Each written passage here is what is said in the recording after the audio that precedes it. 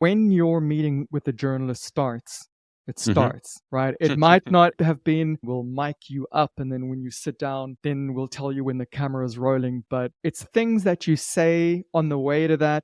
It's the little coffee, it's the little exchanges, and they're great. They're great to have for both the journalist and for you because it establishes rapport and you can suss each other out.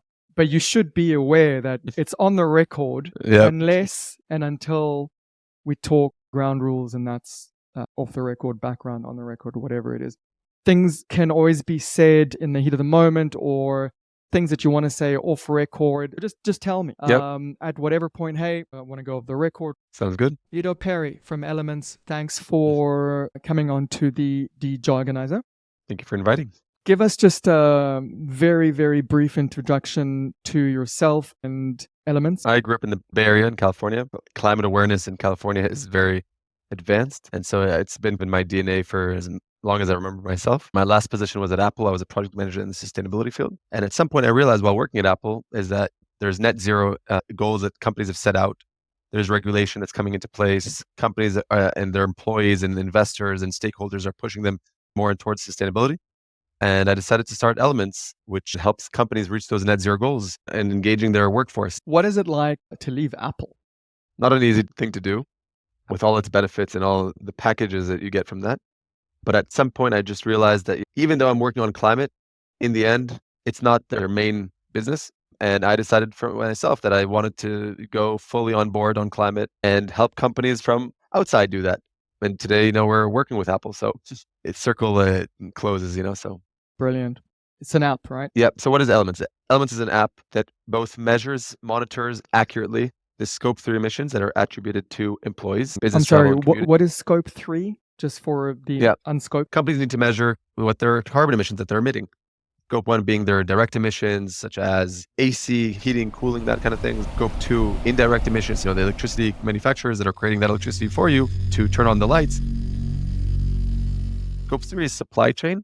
And employees commuting, business travel, and working from home is either in Scope 3 or they're talking about Scope 4 now, which is all the avoided emissions that you can avoid. So that's the Scope 1, 2, and 3. And we're targeting specifically Scope 3 emissions of employees to help them reduce emissions, monitor, and offer them solutions to reduce those emissions and live a more sustainable and cost-saving life. Yeah. I have seen articles about everything from greenwashing, which is companies just ticking boxes and doing PR campaigns that have no real effect on their Scope 1 or 2 or 3 commitments. What is the main narrative right now? Where are we in the story? The biggest corporates around the world, Apple, Google, Microsoft, Salesforce, Amazon, they all have these net zero goals that have put into place. It's voluntary, or they have to do that? The European Union that are now putting out bills that require companies of 500 employees and above to report on environmental action, including carbon emissions. But the big corporates are doing it kind of voluntarily right now. It's moving in the direction that it will be regulated. And I'll give you an example. Tech companies, let's say Uber and TikTok and Airbnb, and they're software companies in the end. Most of their emission data centers and employee commuting, business travel, those kind of things. And that's why we're first targeting software companies. But why? Because it's easier to capture that data? Not just to capture, but it's also the majority of their emissions. The majority of emissions from companies come from their Scope 3 emissions, actually. The supply chain, mostly. Intel, HP, Nike, AB InBev, all these companies that have large manufacturing facilities, they have emissions from their supply chain, and it's hard to measure. It's a very difficult task to go and measure the Scope 1 and 2 emissions of your provider in a total different country. Most companies around the world are still, first of all, measuring the 1 and 2. After they got that done, then they move to Scope 3. Hold on, just that I understand. Most of the emissions from companies are Scope 3. Correct. But most of the focus right now is on Scope 1 and 2? Because it's easier to measure. So they're starting with that, and then... But who decided on that? I mean, that doesn't... It doesn't make sense, correct? That can't be right. Let's go back. This is fascinating. I don't want to lose the thread. Yeah. Elements is a company that you've started to tackle Scope 3 emissions, which is the hard stuff. Supply chains, your vendors. It's harder to measure because there's more moving parts. Scope 1 and 2 are things that are easier to measure. Electricity bills, the water bills, the utilities. What other things are in Scope 1 and 2 that these big companies are already doing? If you have a fleet of cars for deliveries and things like that, like I mentioned before, heating, cooling of your buildings, Those kinds of things are what they measure for scope 1 and 2. And that's easy because you have a look at your energy bills and your gas It's not bills and easy to, miles but driven. yeah, And it's a bit easier. It's a bit it's easier to do. easier. I'll give you an example. If you're a company like Apple and you're buying electronics and you're buying tables and things for your office, for your employees, you ship that from places like China or other places around the world. You have to understand the emissions of the manufacturing company in China. It's a hard thing to measure in the end because they have to measure the 1 and 2. So that's why it's a difficult task. Can I just pause there for a second? Because I know that companies like Apple have started to check whether their supply chains around the world and the companies they work with are flagged for sanctions, flagged for child labor. I mean, you got to know, right? So they're already checking certain things about these companies. Can't get into too much details of what happens at Apple. From what I can say, they're trying to make a dramatic shift in how the products are operating, how they manufacture the actual products themselves. They're trying to make it from recycled materials and all that kind of stuff. Where would you say, on a scale of 1 to 10, is the beginnings really tackling scope 3, and where does elements fit into that? How do you guys unlock that? Yeah. So from 1 to 10, I would say we're in like 2, 3 This stage is for right scope 3, right? Yep, scope 3. Even the big corporates are still having a hard time measuring that. But where elements comes into place is specifically the employees commuting, business travel, and working from home. Now, why is that interesting? And why did we actually go into that sector? And the reason is because it has a double impact. We're not just reducing the emissions, but we're also educating their employees about sustainability. So without having your employees on board and understanding the need to reach those net zero goals, no company is going to reach those goals. You have to have everyone on board. The app is a way for your employer to engage with your employees on sustainability, teach them about climate, teach them about sustainable materials if you're a manufacturing company, teach them about how to save energy in your home. And that obviously translates into the company. So I'm a big believer in behavioral change. It's a very difficult task that we're trying to tackle. Behavioral change is super difficult. Can you give us a little teaser of that? I don't know, an anecdote, a trend, anything that works? One of the biggest things that we're trying to tackle is the gamification part. So we've gamified our app and made it fun and engaging for people. Because in the end, we're living in a world that's moving more and more into that kind of gamified points, ranking, leaderboards, those kinds of things. People feel good about themselves and like to compete with other team members.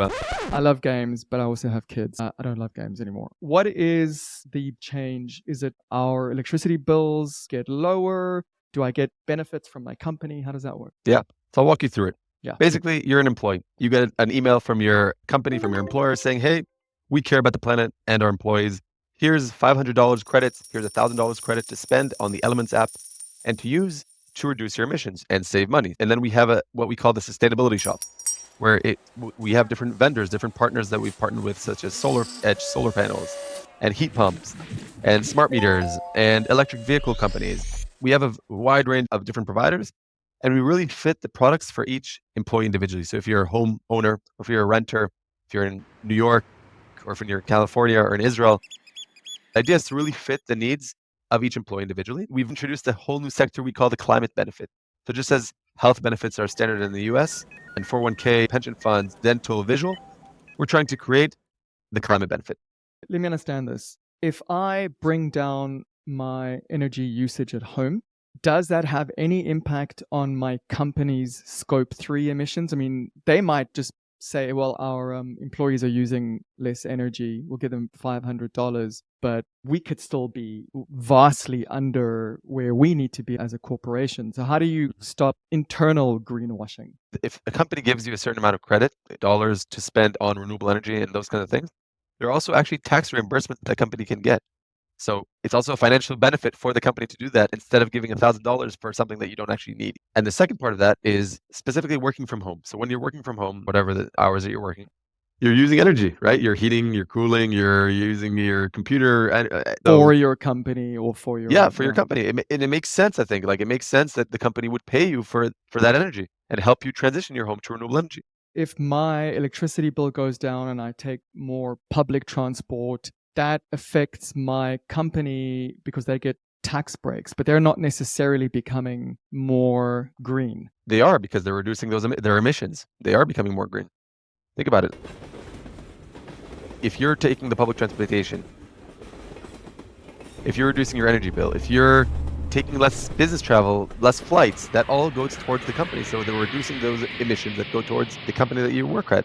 They're becoming more green, and like we're creating this culture of climate responsibility within the company, with the employees. So it has effects on other things like the products. I'll give you an example. Nike. I had a conversation with the sustainability team there, and what they mentioned was that if their designers don't think of sustainable materials within their way of designing the next Nike shoe, how are they going to reach those goals? It's very difficult. So that's why they're incorporating it in the core business of the company. I'm a bit of a skeptic here, as you can tell. On 2 points, I'm still not convinced that employees might be greenwashing their own company. So I want to talk about that. But Okay. there are other skeptics who say, oh, look, these individual actions are drops in the ocean compared to industrial emissions. Yeah, we can start with the second one. I think is because it's one that I've been discussing a lot lately. There's a lot of different options that you can do. Renewable energies, you can do offsets, there's so many projects companies can do out now to reduce their emissions. Either transitioning their facilities to renewable energy, buying different credits from different companies. And then comes a third option, which is what we do. It has a double impact on both the company and the employees. It's a win-win for both sides. Let's say Apple decides to buy carbon offsets, spend $1,000 per ton of CO2 that's emitted. If they give that $1,000 to their employee, the impact is much better for both them and the employee. But it's a drop in the ocean, right? It's not like... Okay, correct. So I have a lot to say about that, but I'll start by saying the way that Tesla started. How did they start? They started with the Roadster, right? They built a car that's sexy, that's cool, and it was very high-end luxury car. And then slowly, they reduced the pricing, and now they're going to launch a car that's even more cheaper than the Model 3. So the same kind of concept is what we're trying to do. We're starting with the big tech companies that have chief sustainability officers in place in the company, super high-ranking officials, second in command underneath the CEOs, and they already have those kind of goals set out. We started out B2C, and then we shifted to B2B2C because started without that out incentive. as B2C, then you went B2B. Correct. And you're going to go, the next step is direct to consumer. Further down the line. D2C. Yeah. Could be. Sorry, what is the difference Yeah. between B2C and D2C? I mean, you're selling to consumers. What is the difference? D2C, basically, we're now going B2B2C. So we're going through companies, through corporates, to their employees. B2B2C. Yeah, correct. Right, so business to business is you to them to their Correct. employee. Exactly. So it's B Yep. to B2E. Yeah, that's a new term that you've invented right now. B2B2E. All right, let's just go Yep. back to the story. Yeah. All right. True Is this a drop in Yeah. the ocean, or is this a waterfall effect? How do you think it's going to work? How do you get to work? I work from home Okay. at least once or twice a week. I get on an electric scooter. I go to the train, take the train into somewhere, get off. Amazing. I'll also take cabs. And once every couple of months, I'll fly. But mostly that's it. Yeah. So you have Easy, to get low carbon footprint. Yeah, actually, yeah, very amazing. You do a good job. So I drive a car. I'm vegan. I don't buy clothes. I don't have kids. I don't invest in fossil fuels through my pension funds, which is one of the most way to reduce emissions is by doing that. I do anything I can, but I do drive a car, and I still don't have an electric car. Obviously, I'd like to switch to an electric car, but not yet, because in the end, I still need to get from A to B, or from A to wherever I'm going. And most people in the world, B2C. yeah, exactly. And most people around the world still need to consume. We're not going to change that. And so I'm a big believer in that we need to change the way we live, the way we think, the way we act, the way we consume. Let's go into that behavioral economics of this. Now, you mentioned you have a gamification approach. Give us a few examples of that. Amazing. So I'll give you an example from Estee Lauder, which is another company that we're working with. The recycling and commuting and education is really important for them. So we have different kind of challenges like webinars and things like that, that if the employees onboard and do that, then they get more points and more credit to use. Take us through that. We ask a few questions to understand your needs specifically. So how many people are living in your home? Do you live in a house, an apartment? How much energy you're using? And then with that, we basically understand what kind of products fit your needs specifically. And through different APIs that we've done and integrations, we basically know how to help you save more on your energy bill. We measure that electricity usage and then tell you, listen, if you charge your electric vehicle on peak hours, you're emitting more, it could cost you more money. Versus if you do it at 8 p.m. or 9 p.m. when less people are charging their electric vehicles, then you save more money and you're emitting less. Then you get points for doing that. So it's a whole mechanism of incentivizing employees to do that. Is it okay if we do a demo? Would Mhm. you be open to giving us kind of a walkthrough if I shared screen? Yeah, sure, we can do that. Climate engagement platform benefiting you and our planet. You insert your details. What do you actually care about? Solar, waste, green investments, smart products, EV. How do you commute to work? Car, carpool, bus, shuttle, all those different things. Your home address, the type of home, house, apartment, how many people living in the home, your average electricity bill. And then, congrats, you just earned the Elements badge for joining, plus 10 points. What I And get then for those 10 points? Those points, are then translated into actual cash that you can spend on the platform. So that's the idea. So this is like your Delta Airlines or my Lufthansa Exactly. point system. Exactly. We're working to get that with credit cards so that if you get your rewards, all those kind of things, you could spend it on our platform. And then you see the CO2 that you've saved. And through those data, we know how much emissions you've lowered and how much you've saved. And the companies are paying us per active user. Let's say this is plugged in now to a lot of companies. You're growing nicely. You become a sustainability marketplace? No, a sustainability... We call it the climate engagement platform for employees. That's what we are. Climate engagement platform for employees. A marketplace of sorts where you vet companies that you think make the planet more sustainable. There's incentives and points and everyone's on board, and we look a few years into the future. What kind of impact do you think you could see here, really? What are you unlocking in what's making Scope 3 so hard? Yeah. First of all, the accuracy that we get is very hard to measure. And that's what we come into place. Most companies make estimates on how much emissions their employees are emitting. Second thing I would say, Gen Z and millennials are 60% of the workforce today. They're becoming more vocal about climate and environmental social aspects. They want to have these kind of solutions within their companies, and they're actually leaving companies if they don't have it. Just by commuting in a more sustainable manner, you can reduce 2-3 tons per employee per year. By eating less meat, by doing like Meatless Monday, you're emitting less. By buying less clothes. That's a lot of emissions. And Apple has 164,000 employees. Amazon has 1.6 million employees. Think about how much homes that impacts.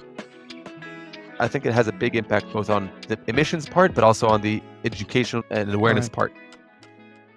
What are the challenges when you talk to companies, to investors? So the knowledge about what is emissions and what do I need to report and what is renewable energy, those terms are still are not entrenched in HR departments. As Gen Z become more vocal about it, they'll have to be. Just as diversity is in 2022, it was the topic for HRs.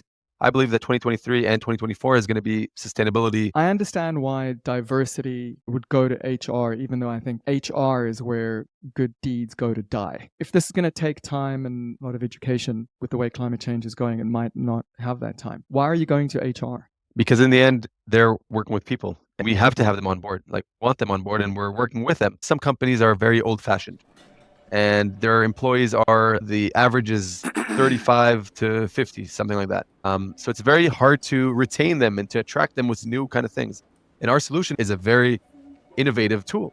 So for a lot of HRs, okay, wait, this is something we haven't heard of before, something new, and maybe it's a way to retain our employees. I would be interested in free childcare and permanent time off, or whatever they're calling it. Yeah. What you're saying is companies can attract employees and retain employees by offering them climate benefits, a chance to reduce, reuse, and recycle in their own lives, and then also benefit their company, because they know that by doing this, their companies are also undertaking a commitment to lower their carbon footprint across all their vendor supply chains. Does that sound right? Yeah, it does. That's exactly why we're doing it. In the end, most people care about saving money, being appreciative of their work, of their environment, of their job, being able to share with other people, being able to progress within your company.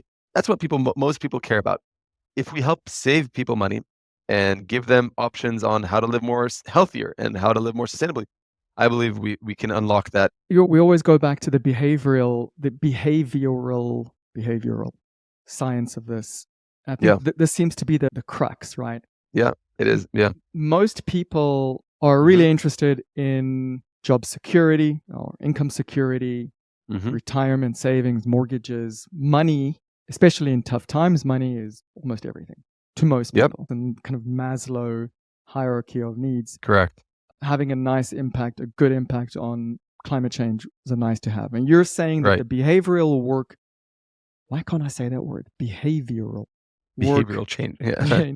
is connecting the nice to have with the absolute must have Correct. through money. Correct. Right. And more than that, through health too. And I'll give you an example.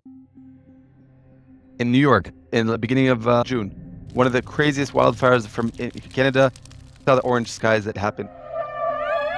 It was insane. And I know a lot of people that are also on the app in different companies that we're working with that were scared shitless. Like literally, they didn't go outside for the whole day, for 2.5 days, just because of this. It was like smoking 6 cigarettes just by breathing that air. Same thing happened in California in 2020 with their wildfires. So people, especially in the US and in Europe, are becoming more afraid also about climate change and those effects. It's sad, but it's happening. All those things together is this puzzle that people are starting to be more and more worried about. I get why climate action is supremely important, but I also feel personally what keeps me and quite a few other people, I think, from really doing more of this stuff is the sense that we can't really affect it. I mean, yeah, we recycle. We do the best we can. Can you just take me over what happens when hundreds of thousands and millions of employees at big companies are using elements like, and you're scaling this? Yeah. What does that look like? The ADT signs that you have in the US, ADT is a security company. correct? The blue kind of signs that you have outside your home. Yeah, sure. So imagine the same kind of concept, but having powered by elements and having that outside your home where you can share that with your neighbors and you spread that word about that you're shifting yourself to climate and creating that network effect. That's what we're trying to do. Right? So you asked for this, okay? And I'll be gentle. I come from South Africa. Those ADT signs and others like them are everywhere. Mhm. And the truth behind that is that those signs mask a deeply broken law enforcement and criminal justice. But in South Africa, you're talking about? In South Africa. Interesting. Okay. And when you make the connection between private security firms that are doing the work that the authorities should be doing, aren't doing for whatever, it could be corruption, could be bad management, it could be not enough tax, it could be a ton of different things. But it does show that the basic contract between a state and its citizens of the right to life, to protection is just broken. So people are paying for private security firms. And so this is a really tough question, but I think you'll be fine with it because we've already spoken about this, is how concerned are you that elements could be like that ADT sign where it's used by corporations really as kind of a tool that says, look, we're doing our part, but in a way it's masking the fact that these are really only rich tech companies that can afford to do this stuff and have chief sustainability officer, whereas the bigger picture is that there is a system failure. The reason I connected with the ADT sign was just because of the effect that it had on people, where you saw that ADT sign outside, not because of the security itself and what, but I understand your question. Yeah, but just to put a final point on that, when I see an ADT sign, I don't see, oh, that's a secure house. I think this country's fucked. Okay, interesting. Great point, must say. But I will say this. I believe that the future of our world is moving, is shifting. It's becoming hotter. We eventually want to expand to everyone and anyone, not just corporates and not just tech companies. Municipalities contacted me and wanted to do this with elements. Governments, manufacturing companies, oil companies even contacted us and wanted to do this. And what's your answer to the oil companies, polluters? It's been an environmental debate for many years now. And my true, honest answer is that if they want to make that shift and they want us to help them specifically with their employees, even a little bit, instead of investing in an oil field, what they'll do anyways. If they spend a little more on climate, I'm for that. Most of the oil companies are investing more in sustainability than any other company out there. They're also polluting more than any other company out there. I agree with you completely. But again, it goes back to consumers. This has been a big greenwashing campaign about how large oil companies are trying to blame it on consumers and blame it on little people. I asked you a complicated, tough question, and I feel like I'm still trying to grasp you. I feel like you've made some good points, but I think we should try it again. It's a tough question, and you should take a moment to kind of acknowledge that this could be the central tension in your story at the moment, the skepticism in your story at the moment, especially from, let's say, journalists who cover this. How do you avoid this becoming greenwashing? When you're taking all this data from employees and they're uploading their electricity bills, what are you doing on the other side to check that the electricity bills of the actual company and everything that they're committed to doing is actually happening, and that you're not just putting a lot of greenwashing potential in the hands of employers? Maybe just treat this as this is a big question. Yeah. This is something that, we absolutely have been struggling with, and let's put it on the table. And so I call this bridging, but it really is just having an honest conversation that says, yes, it is an issue. This is how we think about it, and this is how we're trying to build, and then take me over the bridge with you. Yeah. So there's a couple of things that I think of as you say that. The first one, you could say that about anything that a company does regarding climate. You could say that about Apple that's investing $200 million in planting trees, right? You could say they're greenwashing all their iPhones and all that. You could say that about offsetting emissions. I'm not just saying that as a good thing. I'm just saying people would speak about greenwashing and what companies are trying to do on any project that they're doing if they're not, cease to exist in the end. So that's one thing. The second part of that is that if we talk about competitors and we talk about other folks out there, we are accurate. And the way we become accurate is by actually measuring through smart meters and through commuting vendors that we are working with. So we know that if you take a Lime scooter, the minute you took the Lime scooter until you got to your work, we know that path and we know that the actual amount of emissions. That's accurate. The amount of solar panels that you put. So all these different things, we have those data points and know how to measure accurately the amount of emissions. I hope that answers a bit of your question. It answers for me more about how you feel about the question. It feels to me, and I might be wrong, that, and this is what I actually like about it, because you're grappling with this. You don't have the messaging yet, which I think is good. I think at this point, you're grappling with it. So here's how potentially I would answer the question, or think about answering the question. Yeah. Which would be something like, we are absolutely being asked and gonna be asked the exact same question that anyone working in carbon footprint reduction. Every company who says they're doing something needs to be checked. There are benchmarks out there. Not dodging this question. Absolutely understand where this is coming from. So thank you for asking that question, because this is something that everyone's dealing with. Yeah. Our view of the stack, remember, we're scope 3. There's scope 1 and 2. And even in scope 3, there's a lot of stuff going on. Now there's even scope 4. Yeah.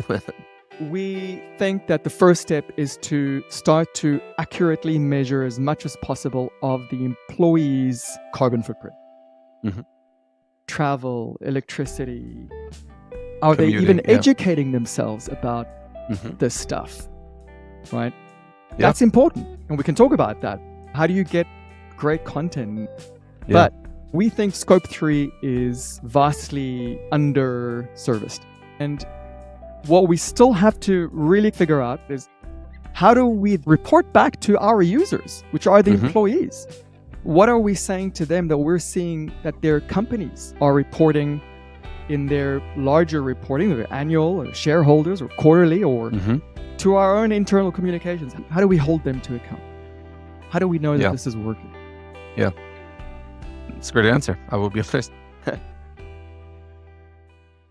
Okay, we've gone on a long road trip here. We started off with introducing you and how you've gotten to this point and why you're doing what you're doing. And then we've gotten into how it works, what it looks like, what are the challenges, and then at a bigger picture, which is if and when this is scaled and this is really starting to make a difference. I still feel like there's a piece of the bigger picture that we're missing, and maybe we should just look at this briefly, is what's coming from the governments? Policies, regulations, smart, blunt, more forceful, whatever it is.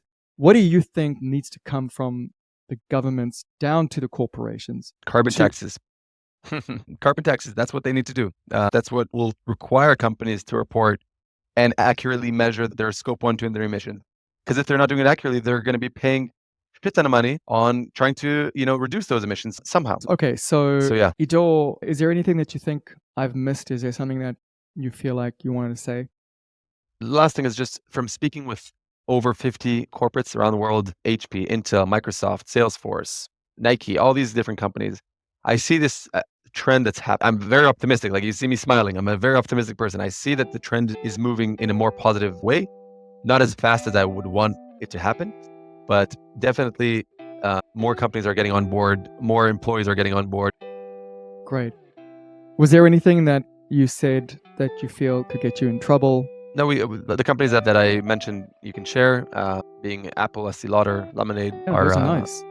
yeah. Very nice. This has really been fun, not easy episode. Thanks for coming on. Yeah. Right? Climate is not easy.